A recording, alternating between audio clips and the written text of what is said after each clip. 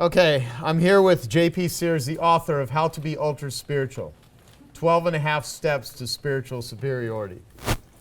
You all have a copy of this book, those of you that are here in the room.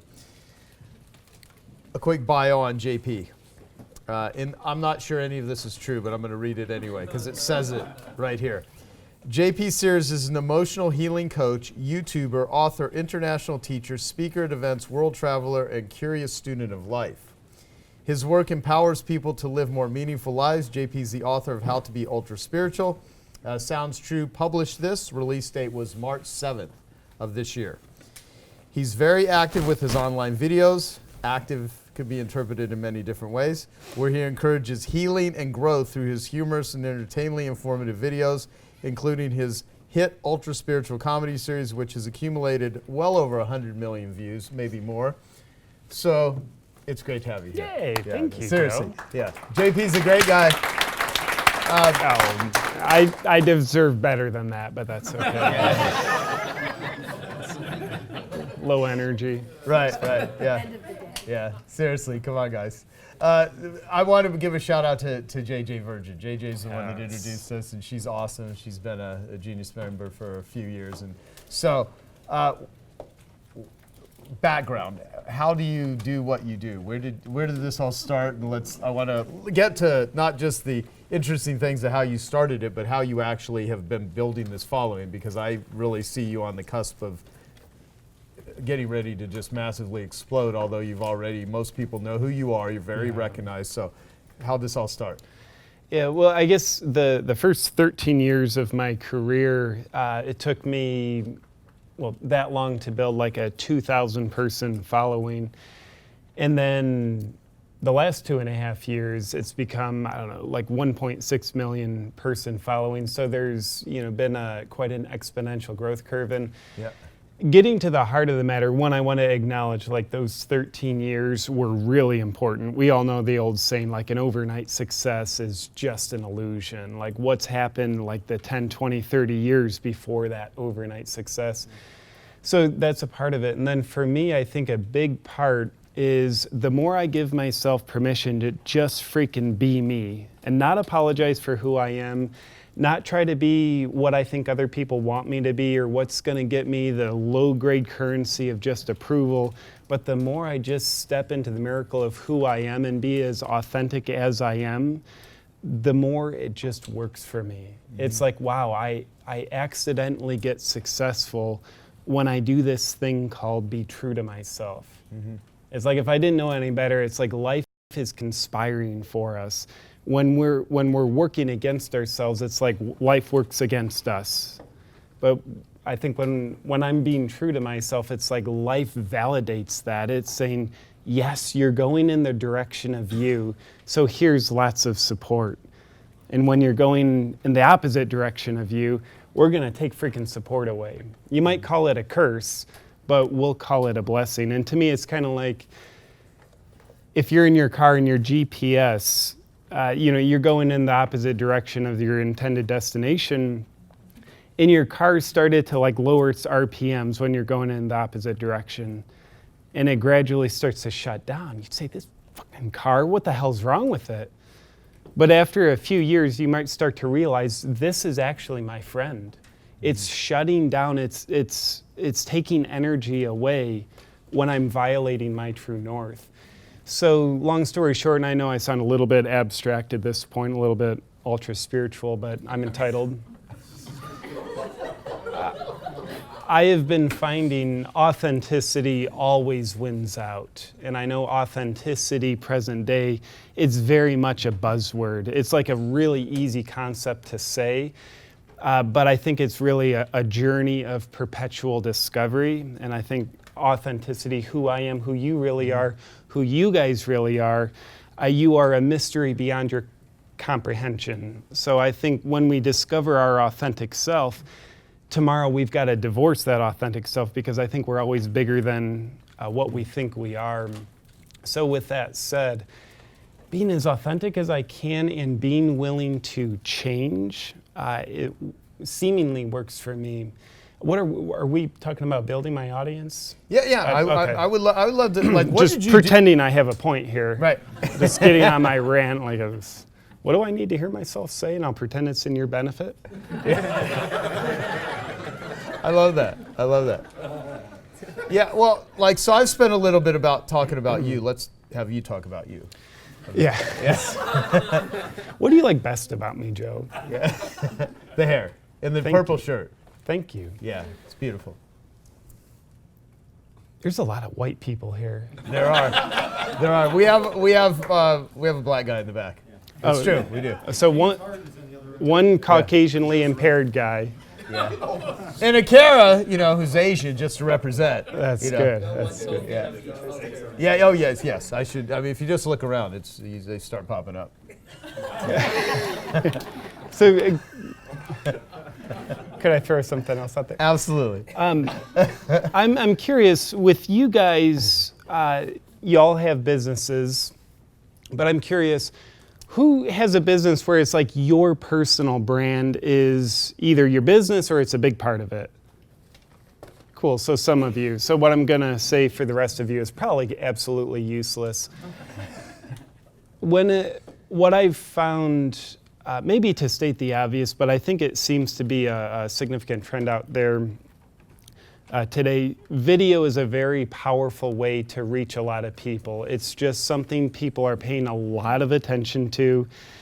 And that's probably got a life cycle. It's just like 2017. People are paying attention to a lot of videos. And I've built my audience. I haven't done any marketing. I haven't done any Facebook ads until my book came out. Then I did a little bit. So I've been able to build my audience simply through getting people to click the share button on videos. And that's very valuable and very free. And so I've done my best to pay attention to what gets people to click the share button, specifically on videos, maybe other stuff, but definitely on videos. So I hope it can be of value to you, what I've learned. So here's 3 things that I've noticed about giving people value through video. I think there needs to be one of these 3 components, preferably 2, even better 3. One would be there needs to be inspiration in the video. People leave feeling inspired. Number 2 would be entertainment. Comedy could be entertainment. Usually you letting your personality come out is entertaining as well. Many forms of entertainment. 3 would be awareness. I think one of the most fundamental cravings inside of all people that they don't know how to say they desire is self-awareness. I think it's something that perpetuates our life. I think one of the reasons why life takes so long is we all crave self-awareness, and it just takes a while to get that. So with that said, inspiration, entertainment, and awareness. A video you're creating, does it have at least one of those? If it doesn't, then my guess is it's not very valuable to the viewer. I think viewers want to share something that's valuable to them because they think this might be valuable for my friends and family. If it's valuable to you, but not them, they won't click share. So I've had, I think my most shared video, if meat eaters acted like vegans, it had over 1 million shares. That's not 1 million views, but it's 1 million shares. And I think a lot of times when we get into a marketing mindset, we're really basically saying, like, how can I get the most value? But we also realize when we start thinking paradoxically, the way to get the most value is to give the most value. Not with the agenda of, let me give the most value so I can actually get the most value. No, that's actually like pretend giving just to get. But if we make sure we're inspiring people, entertaining them, or raising awareness, and there's infinite ways to do that, then I think it really perpetuates how many people will become your best advertisers by clicking share. If that makes a little bit of sense. Can I ask you a question? Could you explain share? Oh yeah, so on Facebook or YouTube, there's literally a share button. And Facebook's a thing, by the way, Joel. Do you have a computer? No. Well, I know what the share Yeah. is, but I don't know what happens. So what? So let's say you watch a video of mine on Facebook and you say, oh, I like that video. It tickled me somehow inside. So you click share. Now that video is distributed to essentially everybody on Facebook who's friends with you. Yeah, but I'm watching on YouTube. Yeah, so there's a share button on YouTube as What well. happens The there? distribution's just not as high because there's not as many people on YouTube as Facebook. If So that who makes- is getting that share? You said you I- went from 200 to 1.6 million Yeah, through sharing. yeah. So I don't know everybody's name.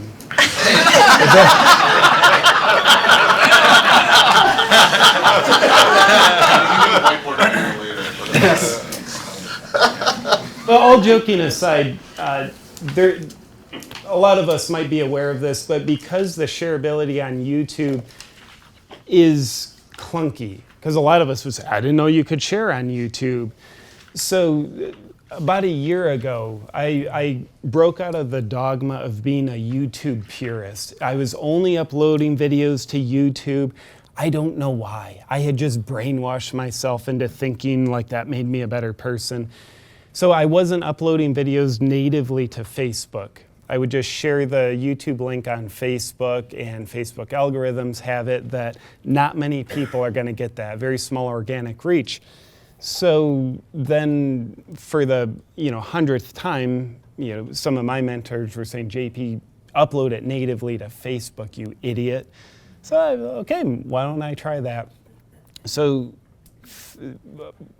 native videos on Facebook have way better share capacity simply because the share function on Facebook is so easy, it's so seamless, whereas YouTube, it's just harder to get stuff to go viral and get good reach because it's not an incredibly shareable community. There's less people on YouTube as well, but also the share, it's like you have to go through a labyrinth basically. So I love how you brought that up. Yeah. Does that help? Oh, yeah. Okay. We'll go Gordy and then we'll go. I think we're doing a Q&A at this point. Yeah, it appears. Yeah, so when I was 15, I was bit by a spider. And my uncle told me, JP, with great power comes great responsibility, Uncle Ben. And he got shot, so his advice useless. Does that answer your question? So the other part of it, one of the things I love about superheroes is it's modern day mythology. There's so much we can learn about our undiscovered life paying attention to mythology, which oftentimes is paying attention to superheroes. So there's always great pain, great wounding, great trauma that creates the superhero. And there's usually an unresolved shadow that drives the superhero that will destroy the superhero if the superhero doesn't start to self-realize. And with that said, shame, insignificance was my pain as a child. And I didn't know how to deal with that, so I dealt with it by not dealing with it. I would perpetually try to escape my inner sense of insignificance by making people laugh. Because if I could get mom or dad or my teachers, my classmates, my friends to laugh, for about 3 minutes, I would feel significant. I felt like I mattered to them. And because it only lasted 3 minutes, it meant I had to do it again real fast, which, kind of the outliers, 10,000 hours worth of stuff. I got a lot of repetitions doing it because I was trying to fill myself up and satisfy myself in an inherently insatiable way while also essentially losing myself. But great pain can become a great strength. So with, I think, a lot of self-work, and I've been doing a lot of self-work for the past 15 years, it's made me really humble to the point where I'm the most humble person I know.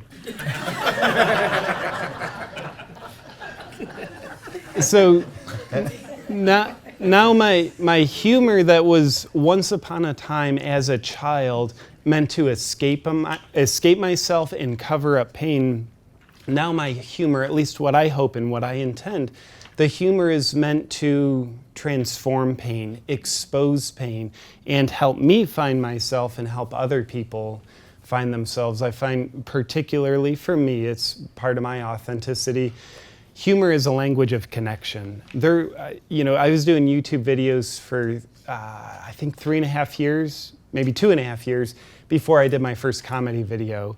And it's like awesome. Like I might get 100 views on a video, and that's awesome. And not to sound arrogant, but I will. But I was sharing really valuable stuff, just from a sincere perspective. And then when I started speaking essentially those same perspectives through the language of humor, now all of a sudden, instead of 100 people watching a video, it's, millions oftentimes watching a video. So with that said, I think my sort of superhero avatar was certainly pain, but pain that I brought consciousness to. And now I think that pain actually works for me, and I hope it also works for the world and serves the world. P.S. on that, let's just pretend like we're talking to you guys so you believe you're getting benefit out of this. You're odd enough that you're an entrepreneur. And I would ask you to make an assumption for just a second. It might not be true for you, but just make an assumption.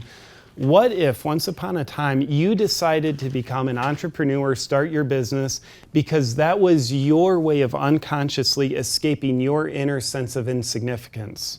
So let's just pretend you're a human being and you do that. Not saying that's the only reason why you're in your business, but let's just pretend it's one of the reasons. So my question for you is, if you have unresolved pain that is driving you to great success, and that same pain will drive you to destroy yourself if you don't bring consciousness to it, then my question for you is, what is that pain? And I'd ask you to really sit with that question, because it's not a pain that's going to be conscious, or else you would have already dealt with it. You've probably dealt with a lot of pain in your life. That's the conscious stuff you're aware of. But what unconsciously inside of you has been driving you that will eventually destroy you? Just like Batman loses his sanity in the last Batman movie because he's not bringing consciousness to his deep pain of losing his parents. So what's your version of that? I know we all sit in here wearing our business casual stuff and pretend we're business people, but I call bullshit. Underneath your business casual, you're just a bunch of naked weirdos. And I forget who the wise sage was that said it, but here's the quote: "We all shit out of our assholes." Was it Confucius? I thought it was Mother Teresa. But the reason why I say that, by the way, I would write that down because it's true. Actually, I had a lady in a retreat in Costa Rica. She lifted up her shirt and she had a colostomy bag. She's like, "Oh, JP, that's not true."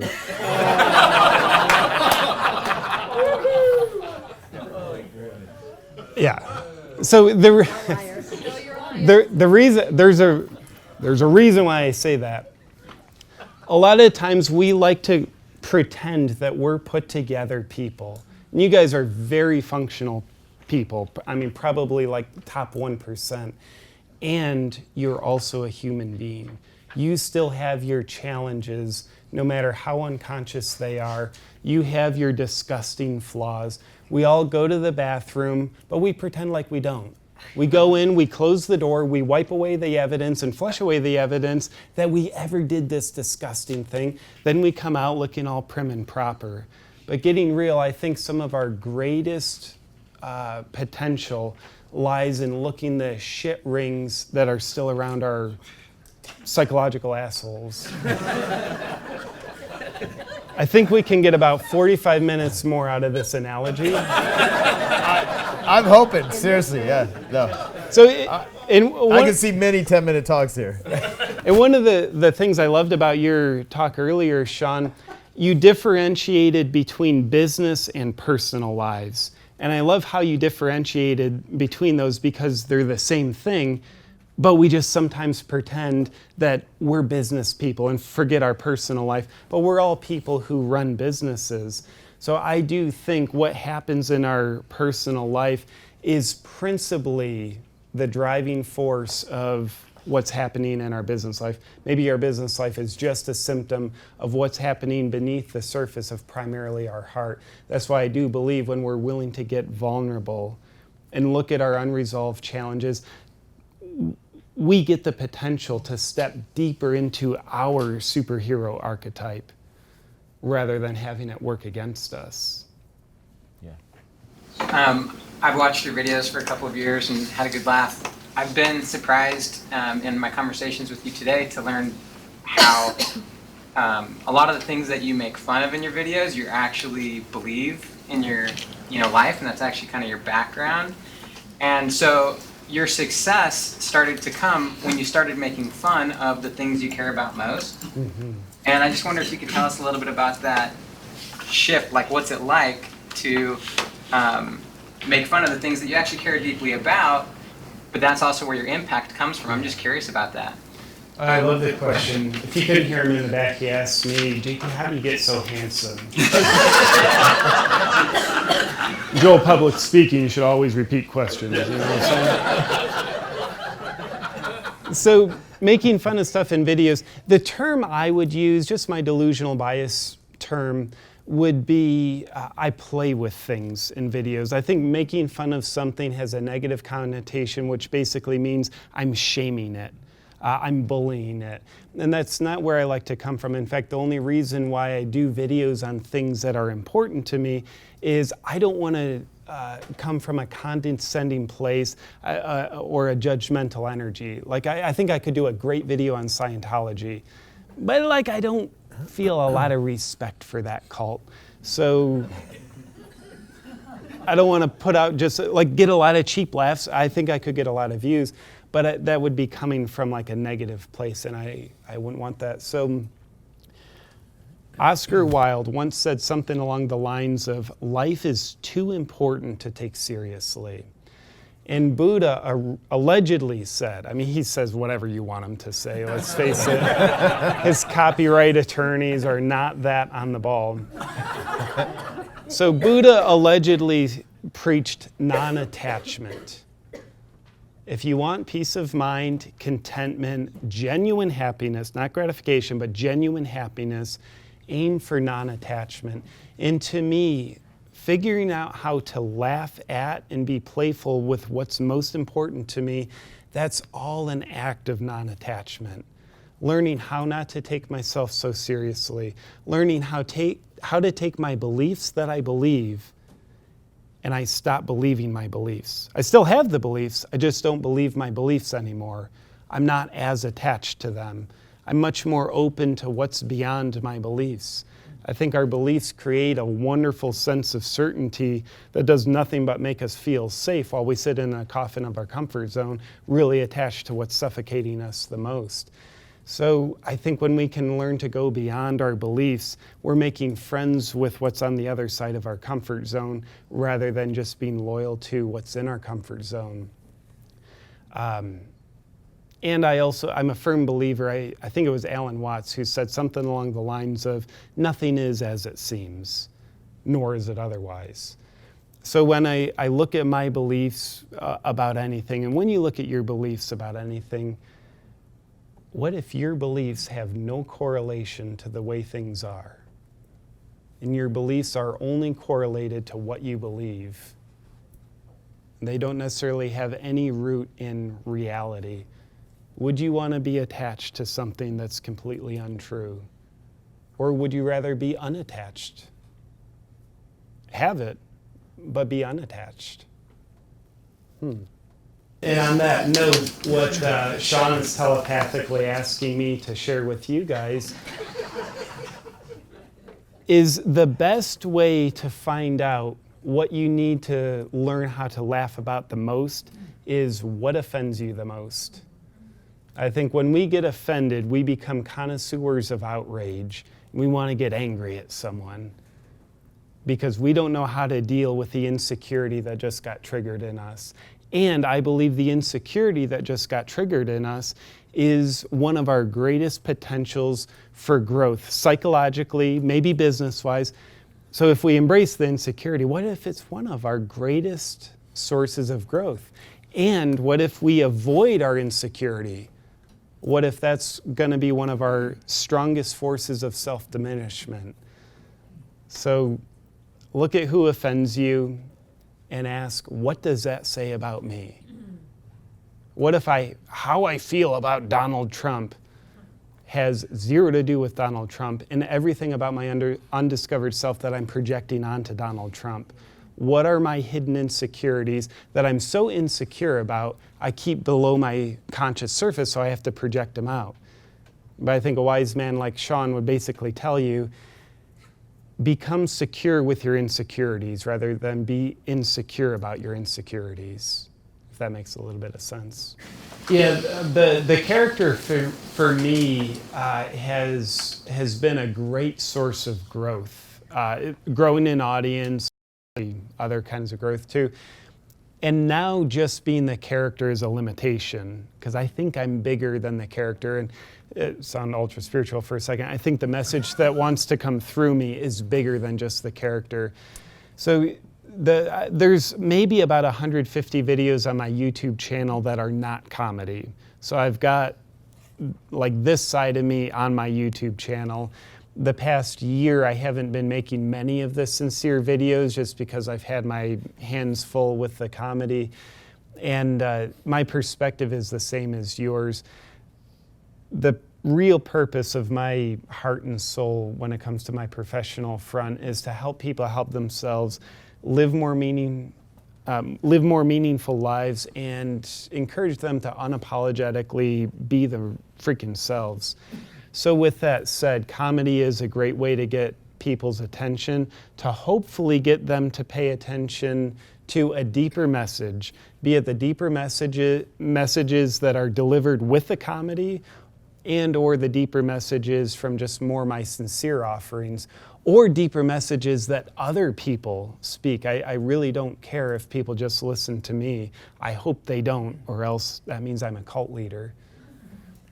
Your cult, by the way, is awesome. Yes, I love it this, is. Joe. It is. I agree. And I'll say this too. Like when I first got introduced to you, I watched an interview. I can't remember her name. You were like messing with her dog or whatever. The dog was there the whole time, and you were talking about addiction. It was an interview on addiction, and I was like, "Wow, this guy like really knows his shit when it comes to." And then when I first talked to him, it made me realize this is a guy who genuinely has been out there for many years teaching people that are suffering, on helping people, and the whole humor thing.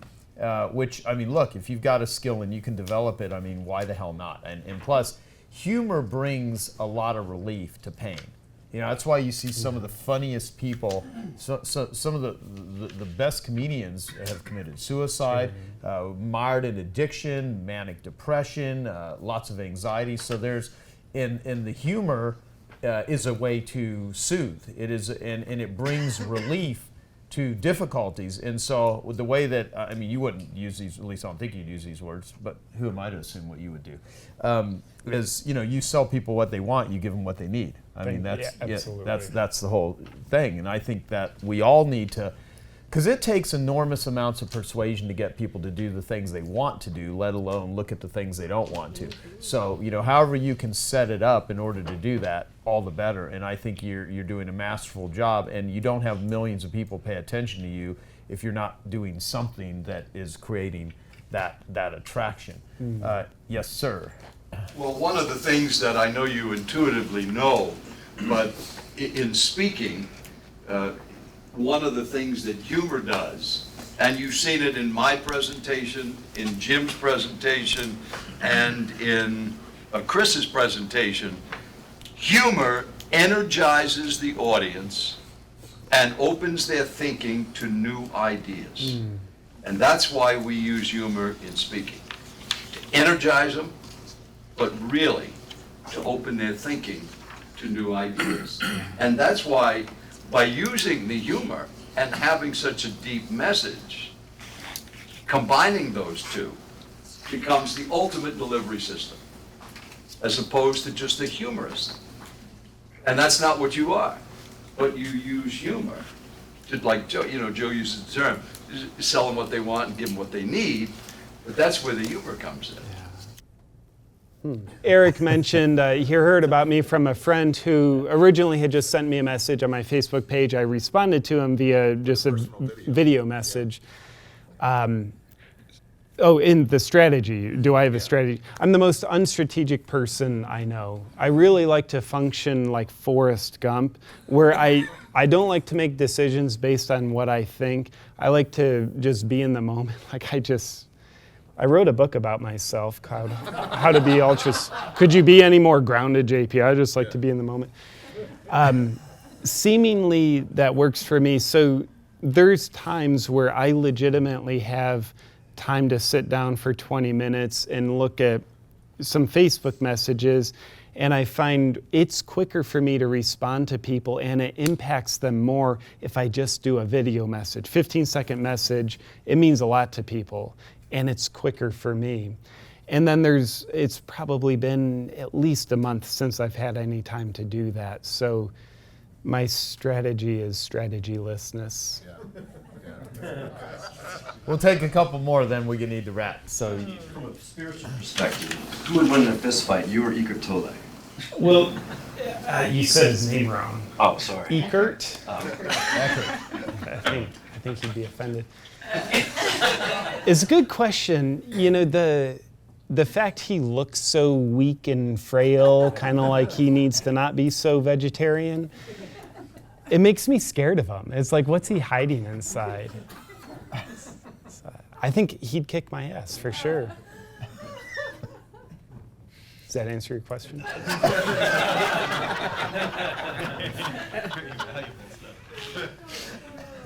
From 2007 to 2013, I had been doing some basically independent contracting teaching for a holistic health institute. Travel around the world, teach workshops, and I was getting a lot of one-on-one clients from that.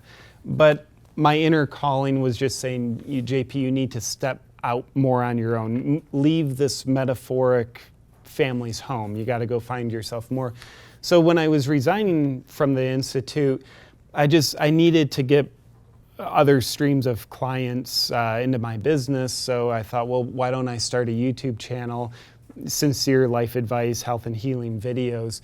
So that was my intention starting YouTube, and I didn't have any kind of model of here's how to get successful on YouTube. It was just I committed to making at least one video every 2 weeks and being consistent with it, no matter how many people or how few people were watching the videos. So I guess consistency was the only model I had. And then now it leads to all things, or are you still doing that consulting you were doing? Or? The past year and a half, my client consulting has been gradually, from 5 or 6 days a week to 4 days a week, then to 3 days a week, and then in January I officially jumped off the cliff of that familiarity, that comfort zone. Letting a really great thing go because that's what my heart was calling me to do. I find it so easy to let go of crappy things, but to actually move past something that's amazing, that's a tough call to listen to. It took me a while, so yeah, I've moved beyond the client practice. have you ever been a waiter? I have not. Because he mentioned that in there. You're possibly a waiter. Oh yeah, so I guess I'm in denial of the fact that I've been a waiter. So there's some pain around that I'll look at. Yeah. I feel like when I'm clicked into something meaningful, it amuses me, and I find I'm in my purest creative space when I am ignoring my audience. So when I'm in a creative space, I really don't give a crap what other people will think, and more importantly, I don't give a crap what I think. Creativity I don't think is just thought of. My inner critic will always try to get me with its negative thinking.